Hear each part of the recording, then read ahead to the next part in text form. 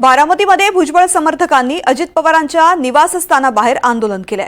भुजबळांना मंत्रिमंडळामध्ये स्थान न दिल्यामुळे कार्यकर्त्यांमध्ये नाराजी असल्याचं पाहायला मिळालंय। छगन भुजबळ यांना मंत्रिपदामध्ये स्थान मिळालेलं नाही, त्यामुळे छगन भुजबळ यांचे समर्थक नाराज आहेत। दरम्यान या आंदोलनाचा आढावा घेतलाय आमचे प्रतिनिधी देवा राखुंडे यांनी।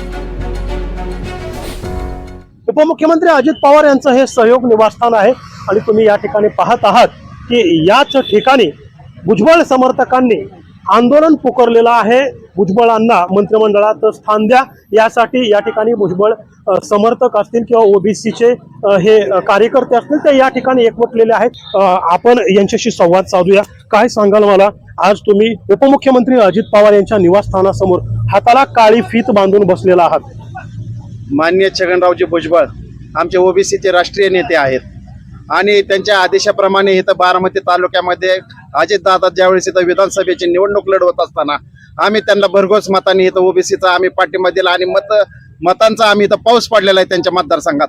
पवार कुटुंबातलं कोणी नव्हतं त्यांच्याबरोबर, फक्त आमच्या ओबीसी संघटनाच आम्ही त्यांच्याबरोबर अजितदादांबरोबर होतो आणि आज अशा पद्धतीने ओबीसीचे नेते आमचे छगनराव भुजबळ यांना मंत्रिमंडळातून बाजूलाही केलेलं आहे। त्यामुळे आम्हाला याची तीव्र खंत व्यक्त करण्याची, त्यामुळे आम्ही आज इथं निषेधाला आम्ही बसलेलो आहोत। काय वाटतंय, भुजबळ साहेबांना जाणीवपूर्वक डावलण्यात येतंय का कुठेतरी? 100% या ठिकाणी भुजबळ साहेब हे सिंह आहेत। त्या सिंहाला बाजूला सारून या ठिकाणी कुठल्या तरी बकऱ्यांची या ठिकाणी तिथं वर्णी लागते आणि खऱ्या अर्थानं ओबीसी समाजासाठी सातत्याने गेले आयुष्यभर काम करत असताना ह्या माणसाला या ठिकाणी जाणीवपूर्वक डावरलं जातंय। आंदोलनाची धग जी आहे ती पुढे वाढू नये यासाठी सरकारनं याचा विचार केला पाहिजे अशी यांची मागणी आहे। अर्थात महायुतीचे नेते आणि स्वतः उपमुख्यमंत्री अजित पवार आता या आंदोलनाची कितपत दखल घेत आहेत हे पाहणं महत्वाचं असणार आहे। देवा राखुंडे, NDTV मराठी, बारामती।